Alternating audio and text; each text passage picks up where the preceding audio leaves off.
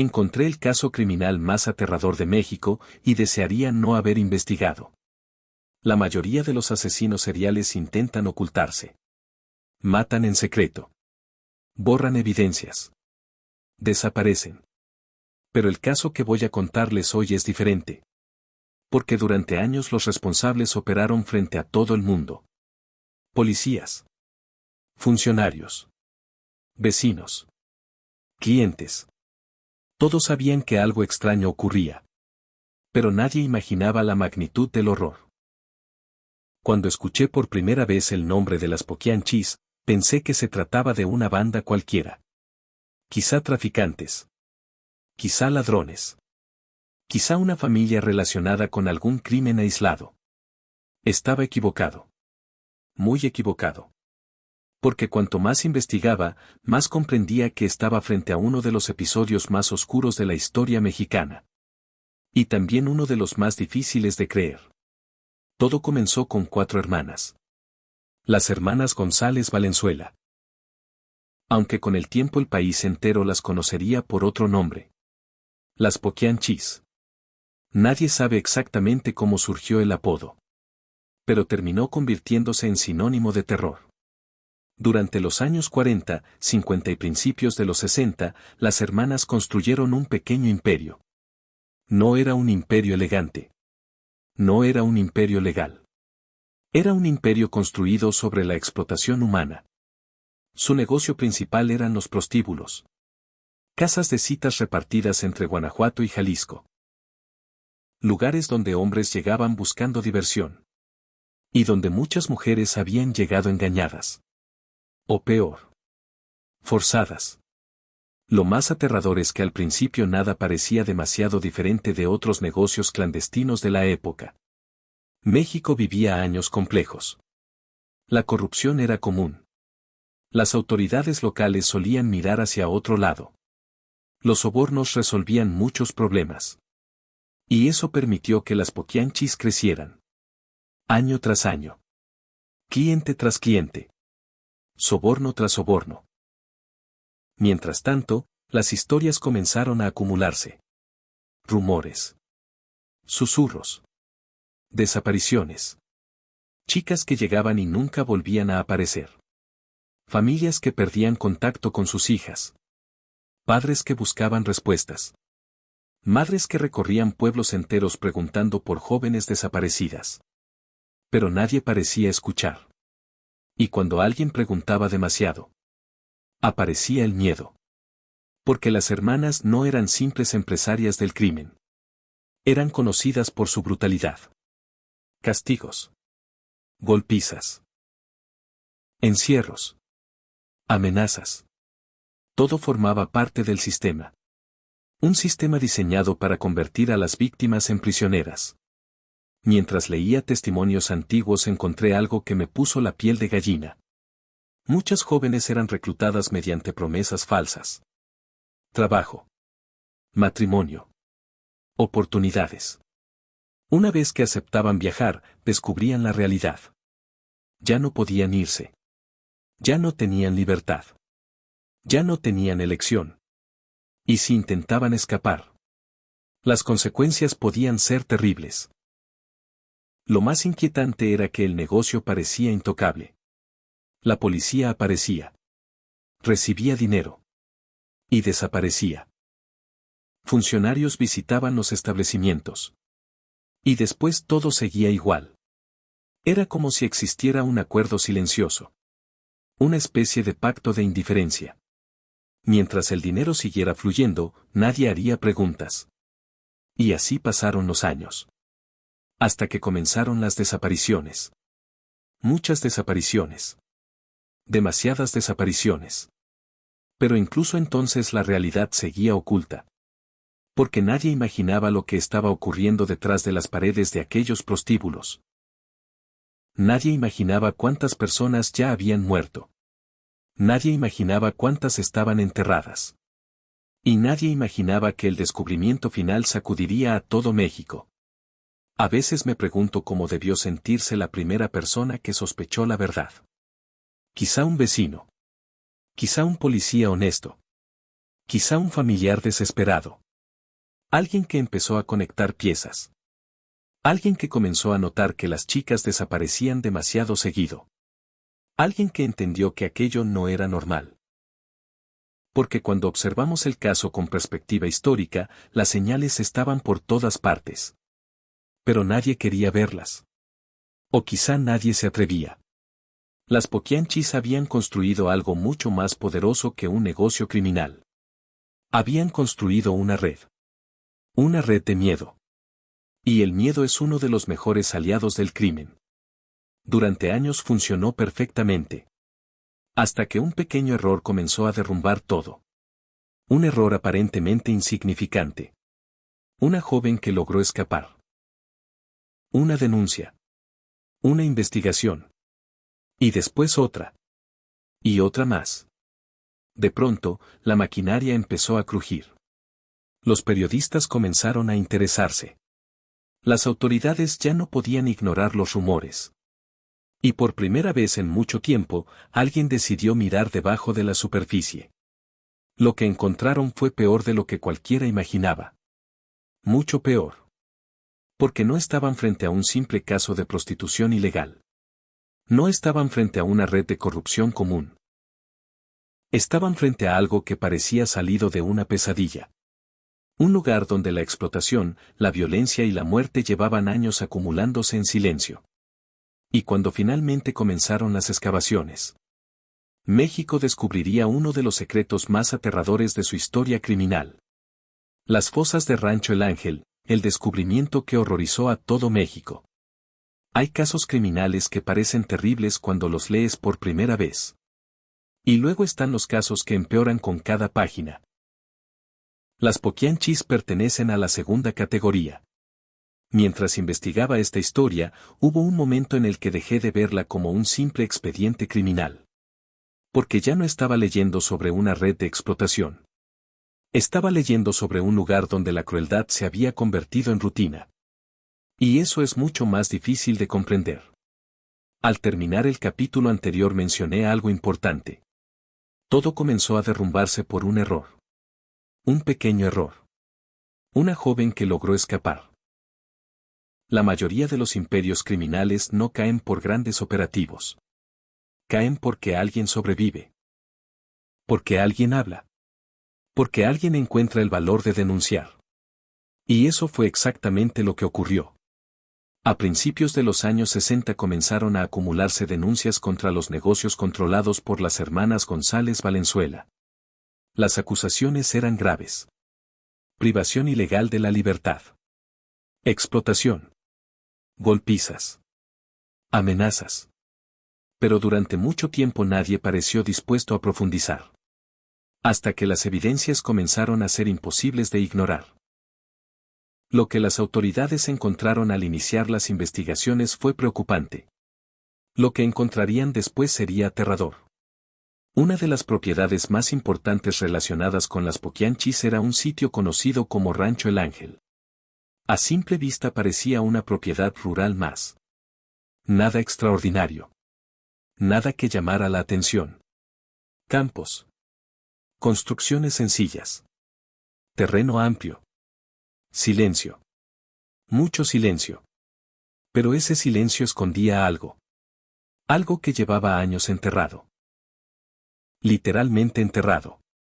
Cuando los investigadores comenzaron a interrogar a personas relacionadas con la organización criminal, aparecieron relatos inquietantes. Historias de mujeres desaparecidas. Historias de castigos brutales.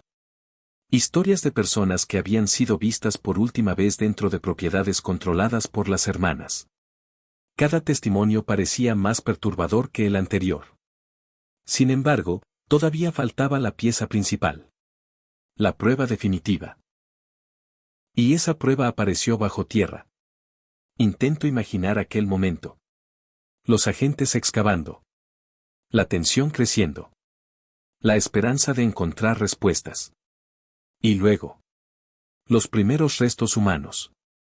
Al principio debió parecer un hallazgo aislado. Un solo cuerpo. Quizá dos. Pero las excavaciones continuaron. Y aparecieron más. Y más. Y más. En cuestión de días, la magnitud del horror comenzó a hacerse evidente. Las autoridades estaban descubriendo fosas clandestinas. Décadas antes de que el término se volviera tristemente familiar para los mexicanos. Décadas antes de que el país asociara ciertas palabras con terror. Aquellos hallazgos sacudieron a la opinión pública. Los periódicos comenzaron a publicar titulares alarmantes. La radio hablaba del caso constantemente. Y por primera vez, millones de personas escucharon el nombre de las Poquianchis. Lo que encontraron en las propiedades vinculadas a la organización permitió reconstruir parte de la pesadilla.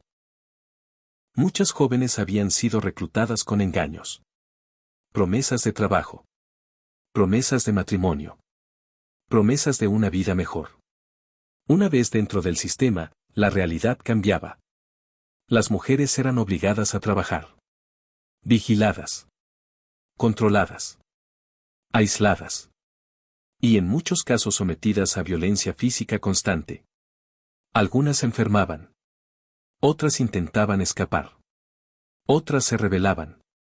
Y según múltiples testimonios, eso podía convertirlas en un problema para las hermanas.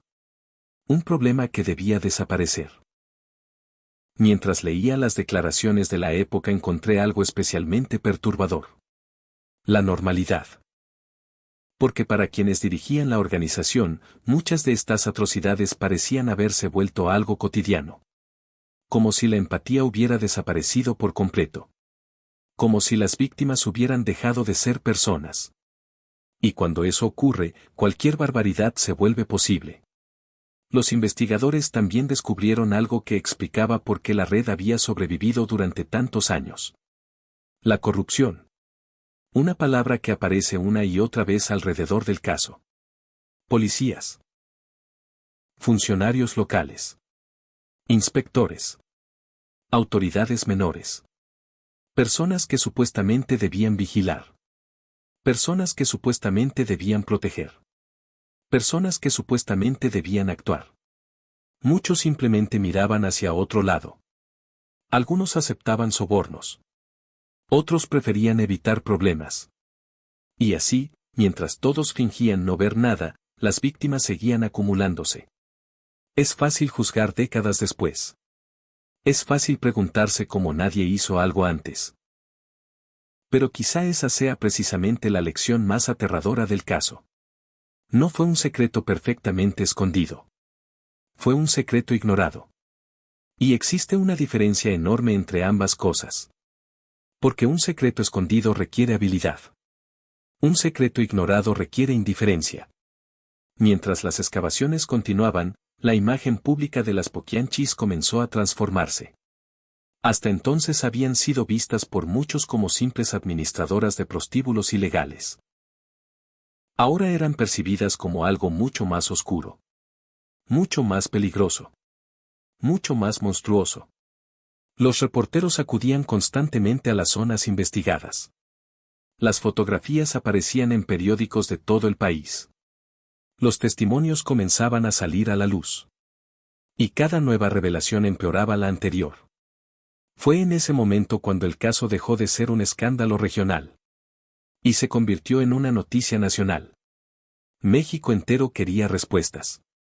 ¿Cuántas víctimas había? ¿Durante cuánto tiempo ocurrió todo aquello? ¿Quiénes eran realmente las Poquianchis? ¿Y cómo habían logrado operar durante tantos años? Las autoridades intentaban responder. Pero cada respuesta generaba nuevas preguntas. Mientras tanto, las hermanas comenzaban a comprender que su imperio se estaba derrumbando. Años de control. Años de poder. Años de impunidad. Todo estaba llegando a su fin. Sin embargo, incluso entonces quedaba un misterio. Uno enorme. Porque todavía faltaba determinar la verdadera magnitud de los crímenes. Y cuanto más investigaban los agentes, más oscura parecía la historia. Había relatos de asesinatos. Relatos de entierros clandestinos. Relatos de desapariciones jamás denunciadas. Relatos tan terribles que algunos periodistas dudaban en publicarlos completos. La realidad parecía superar cualquier ficción. Y quizá por eso el caso impactó tanto a la sociedad mexicana. Porque obligó a millones de personas a mirar algo que preferían ignorar. La explotación. La corrupción. La pobreza.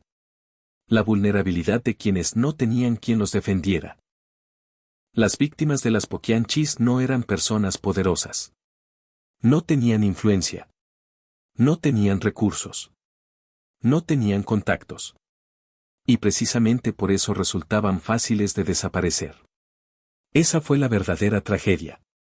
No solamente los asesinatos, sino el hecho de que durante años casi nadie preguntó dónde estaban. Cuando finalmente terminó la fase más intensa de las excavaciones, el país ya había cambiado para siempre su percepción del caso. Las Poquianchis dejaron de ser un rumor.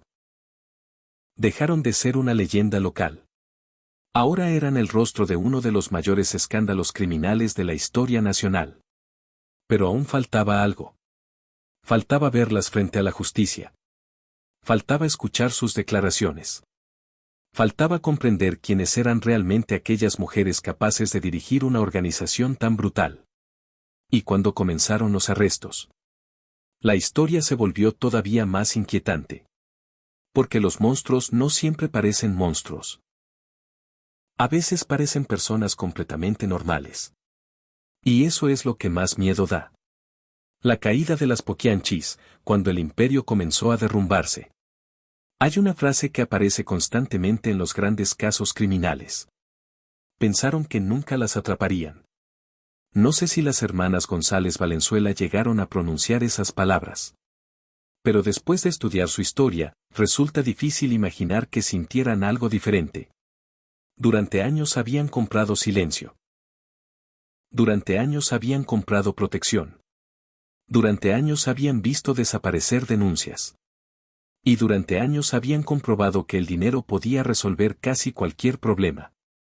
Por eso, cuando comenzaron las investigaciones serias, probablemente pensaron que sería otro inconveniente pasajero. Otro funcionario que sobornar. Otro policía que convencer. Otro expediente que desaparecer. Lo que no sabían era que esta vez el escándalo había crecido demasiado. Las fosas encontradas en las propiedades vinculadas a la organización habían provocado una reacción nacional. Ya no era posible ocultarlo. Ya no era posible minimizarlo. Ya no era posible fingir que nada estaba ocurriendo. La atención pública se había convertido en el peor enemigo de las Poquianchis. Y cuanto más crecía esa atención, más personas comenzaban a hablar. Eso es algo que suele ocurrir cuando cae una organización criminal. El miedo cambia de bando.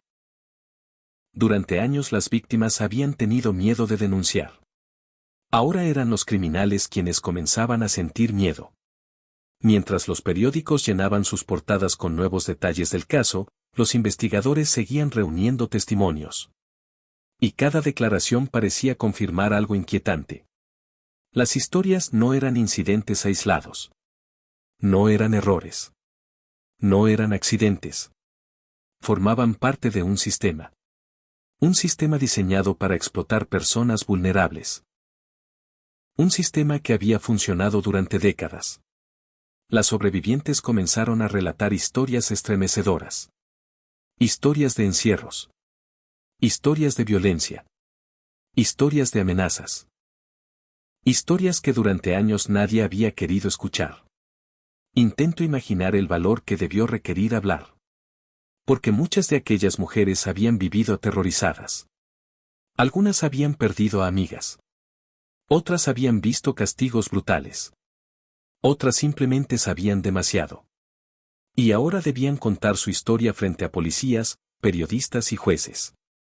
Mientras tanto, las autoridades intentaban localizar a todas las personas involucradas en la organización. No era una tarea sencilla. Porque aunque el público suele recordar únicamente a las hermanas, la realidad es que existía toda una red alrededor de ellas. Empleados. Colaboradores. Intermediarios. Personas que ayudaban a reclutar víctimas. Personas que vigilaban establecimientos. Personas que participaban en distintas partes del negocio. El imperio criminal era mucho más grande de lo que parecía. Y cuanto más investigaban, más conexiones encontraban. Pero hubo algo que llamó especialmente la atención de la prensa. La actitud de algunas de las acusadas. Los periodistas esperaban encontrar monstruos evidentes. Personas aterradoras. Individuos incapaces de ocultar su crueldad. Sin embargo, muchas veces se encontraron con algo mucho más inquietante. Aparente normalidad. Ese detalle aparece una y otra vez en los grandes casos criminales. Los monstruos rara vez parecen monstruos. No tienen colmillos. No tienen ojos rojos. No llevan un letrero anunciando quiénes son. Se parecen a cualquier otra persona. Y eso es precisamente lo que los vuelve tan peligrosos. Las fotografías tomadas durante los arrestos comenzaron a circular por todo México. Miles de personas observaron aquellos rostros. Y muchos se hicieron la misma pregunta. ¿Cómo podían esas mujeres estar relacionadas con semejantes atrocidades? La respuesta era tan simple como incómoda. Porque la maldad rara vez tiene una apariencia específica. Mientras avanzaba la investigación, también comenzaron a surgir rumores. Muchos rumores. Algunos afirmaban que el número real de víctimas era mucho mayor. Otros aseguraban que existían propiedades aún no descubiertas. Otros hablaban de funcionarios importantes involucrados en encubrimientos. Algunos de esos rumores terminarían siendo falsos. Otros jamás podrían comprobarse. Pero todos contribuían a una sensación creciente. La sensación de que el país apenas estaba viendo la superficie del problema. Y quizá era cierto. Porque el caso de las Poquianchis no trataba únicamente sobre 4 hermanas. Trataba sobre una época. Una época donde la pobreza hacía vulnerables a miles de jóvenes. Una época donde las desapariciones podían pasar desapercibidas. Una época donde las autoridades locales muchas veces preferían mirar hacia otro lado. En otras palabras, las Poquianchis no crearon el sistema. Simplemente aprendieron a aprovecharlo. Y lo aprovecharon durante años. Mientras tanto, la opinión pública exigía respuestas. Cada nuevo periódico parecía publicar una cifra diferente. Cada periodista tenía una teoría distinta. Cada testimonio agregaba nuevas capas al horror. El caso se había convertido en una obsesión nacional. En cafeterías.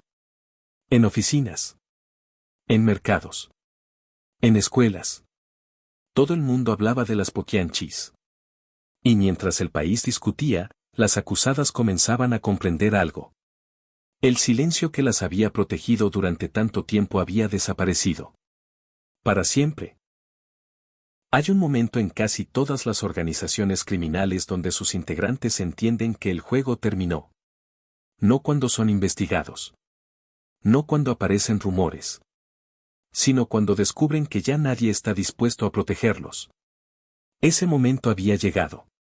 Los sobornos dejaron de funcionar. Las influencias dejaron de funcionar. Las amenazas dejaron de funcionar. La presión pública era demasiado grande. Y la maquinaria que durante años había garantizado impunidad comenzó a romperse. Pieza por pieza. Lo más impactante es que, aún así, muchas preguntas seguían sin respuesta. ¿Cuántas víctimas existían realmente? ¿Cuántas desapariciones jamás fueron denunciadas? ¿Cuántas familias nunca supieron qué ocurrió con sus hijas? ¿Cuántas personas participaron indirectamente en la red? Los investigadores intentaban responder. Pero cada respuesta parecía abrir nuevas incógnitas. Y cuanto más profundo cavaban, más oscuro se volvía el panorama. Fue entonces cuando llegó el momento que todo México esperaba. El juicio. El momento en que los testimonios, las pruebas y las acusaciones serían presentados públicamente. El momento en que el país intentaría comprender cómo había sido posible semejante horror. Y el momento en que las Poquianchis dejarían de ser simplemente sospechosas para convertirse en protagonistas del proceso judicial más impactante de su época. Sin embargo, lo que ocurriría dentro de la sala del tribunal terminaría sorprendiendo incluso a quienes habían seguido el caso desde el principio. Porque los expedientes revelaban una realidad mucho más brutal de lo que la mayoría imaginaba. Y porque algunas declaraciones harían que el país entero comprendiera que las fosas encontradas eran solo una parte de la historia. La parte visible. La parte que podía demostrarse. La parte que había sobrevivido al paso del tiempo. Pero detrás de ella existía algo todavía más aterrador. Años enteros de sufrimiento que jamás podrían reconstruirse por completo. Y eso convertiría el juicio de las Poquianchis en uno de los más recordados de la historia criminal mexicana. El juicio que paralizó a México. Pensé que lo peor de esta historia eran las fosas. Estaba equivocado. Porque los cuerpos encontrados en las propiedades de las Poquianchis respondían una pregunta. ¿Qué había ocurrido? Pero los juicios responderían otra mucho más aterradora. ¿Cómo había ocurrido? Y cuando México comenzó a escuchar las respuestas, el país entero quedó horrorizado.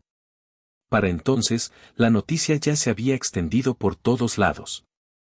Los periódicos dedicaban portadas completas al caso. Las estaciones de radio discutían nuevas revelaciones cada semana. Los reporteros viajaban constantemente para cubrir cualquier novedad. Y la población seguía el proceso casi como si se tratara de una historia imposible de creer. Porque eso era precisamente lo que parecía. Imposible.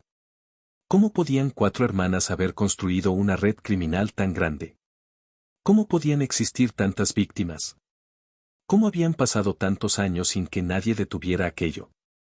Las preguntas se acumulaban. Y ahora los tribunales debían intentar responderlas. Cuando comenzaron las audiencias, la expectativa era enorme. La prensa abarrotaba cada espacio disponible. Los periodistas tomaban notas frenéticamente. Los fotógrafos intentaban capturar cualquier gesto.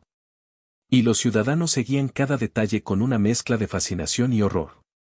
Las acusadas llegaron convertidas en figuras infames. Sus nombres ya eran conocidos en todo el país. Las Poquianchis habían dejado de ser personas comunes. Ahora representaban uno de los mayores escándalos criminales de México. Sin embargo, lo que realmente impactó a la opinión pública no fueron las acusadas. Fueron los testimonios. Porque por primera vez las sobrevivientes comenzaron a contar sus historias de manera pública. Y esas historias eran devastadoras. Algunas relataron cómo habían sido engañadas. Promesas de empleo. Promesas de matrimonio. Promesas de una vida mejor. Promesas falsas. Siempre falsas. Una vez dentro de la red, todo cambiaba. La libertad desaparecía. Las amenazas comenzaban. Y el miedo se convertía en una compañía permanente. Mientras escuchaba años después los resúmenes de aquellas declaraciones, me llamó la atención algo. Muchas sobrevivientes no describían un solo momento de horror. Describían años enteros de horror. Esa diferencia es importante. Porque una tragedia puede durar un instante. Pero un sistema de abuso puede durar toda una vida. Y eso era precisamente lo que revelaban los testimonios. No se trataba únicamente de crímenes aislados. Se trataba de una estructura. Una maquinaria diseñada para explotar seres humanos. Los jueces escuchaban. Los periodistas escribían. Y el país observaba. Algunas declaraciones provocaban silencio absoluto en la sala. Otras generaban indignación. Otras simplemente parecían demasiado terribles para ser reales. Sin embargo, estaban respaldadas por evidencias. Y eso era lo más difícil de aceptar. No eran historias inventadas. No eran rumores. No eran leyendas. Eran personas describiendo lo que habían vivido. Mientras tanto, la defensa intentaba minimizar responsabilidades. Como suele ocurrir en casos de esta magnitud. Algunas acusaciones eran cuestionadas. Algunos testimonios eran puestos en duda. Algunos hechos eran discutidos. Pero el problema era evidente. La cantidad de evidencia acumulada resultaba abrumadora. Las excavaciones. Los restos humanos. Las declaraciones. Los documentos. Las investigaciones. Todo apuntaba en la misma dirección. Los sobornos. La indiferencia. La negligencia. Los silencios. Todo aquello había contribuido a que el sistema sobreviviera durante años. Y aunque las hermanas ocupaban los titulares, muchas personas entendían que el problema era más grande. Mucho más grande. Porque cuando un crimen de esa magnitud ocurre durante décadas, rara vez existe un único responsable. Existen cómplices. Existen omisiones. Existen personas que eligieron no mirar. Y esa realidad resultaba difícil de aceptar. Finalmente llegó el momento de las sentencias. La expectativa era enorme. Todo México esperaba conocer el desenlace. Después de años de abusos. Después de años de investigaciones. Después de años de silencio. La justicia debía pronunciarse. Y cuando lo hizo, una etapa de la historia terminó. Pero otra comenzó. Porque aunque el juicio cerró el proceso legal, no cerró las heridas. Las familias seguían existiendo. Las sobrevivientes seguían existiendo. Los recuerdos seguían existiendo. Y ninguna sentencia podía cambiar eso. Sin embargo, el país había aprendido algo importante. Algo doloroso. Algo necesario. Había aprendido que los monstruos no siempre se esconden en lugares oscuros. A veces construyen negocios. A veces pagan sobornos. A veces sonríen. A veces parecen respetables. Y precisamente por eso pueden resultar tan peligrosos. Cuando terminó el juicio, México creyó que la historia había concluido. Pero no era verdad. Porque las Poquianchis ya se habían convertido en algo más que un caso criminal. Se habían convertido en una leyenda negra. Una historia que seguiría contándose durante generaciones. Y en algunos aspectos, la leyenda terminaría siendo casi tan inquietante como la realidad. La leyenda negra de las Poquianchis. Cuando terminé de investigar este caso pensé que el final sería sencillo. Las responsables fueron detenidas. Los tribunales actuaron. Las sentencias fueron dictadas. Fin de la historia. Pero estaba equivocado. Porque algunos casos no terminan cuando concluye un juicio. Algunos continúan viviendo durante décadas. En libros. En películas. En rumores. En conversaciones. Y sobre todo. En la memoria colectiva. Las Poquianchis son uno de esos casos. Cuando las sentencias finalmente fueron emitidas, gran parte de México sintió alivio. El imperio criminal había caído. Las mujeres que durante años parecieron intocables finalmente enfrentaban las consecuencias. Sin embargo, el cierre legal no resolvió todos los problemas. Ni respondió todas las preguntas. De hecho, algunas de las preguntas más inquietantes jamás encontraron respuesta. ¿Cuántas víctimas existieron realmente? ¿Cuántas desapariciones nunca fueron denunciadas? ¿Cuántas familias jamás supieron qué ocurrió con sus hijas? ¿Cuántas personas colaboraron indirectamente con la organización? Muchas de esas respuestas quedaron enterradas para siempre. Y esa incertidumbre alimentó algo inevitable. La leyenda. Porque cuando faltan respuestas, aparecen historias.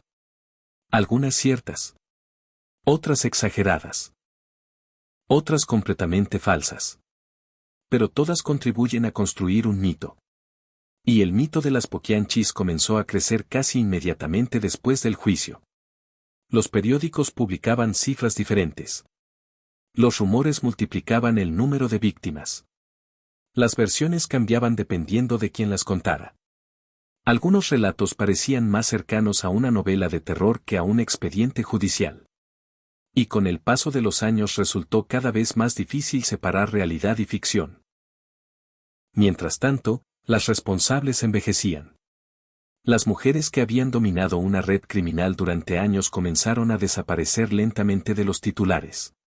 Nuevos escándalos ocuparon la atención nacional. Nuevos crímenes aparecieron. Nuevas tragedias llegaron. Pero el nombre de las Poquianchis permaneció. Porque ciertos casos dejan cicatrices demasiado profundas para ser olvidadas. Lo más interesante es que la historia trascendió el ámbito criminal. Se convirtió en parte de la cultura popular mexicana. Escritores comenzaron a estudiar el caso. Periodistas publicaron investigaciones. Documentalistas intentaron reconstruir los hechos. Y eventualmente llegaron las películas. Cuando una historia criminal alcanza el cine suele ocurrir algo curioso. La realidad empieza a mezclarse con la ficción. Los personajes reales se transforman en personajes cinematográficos. Los hechos se simplifican.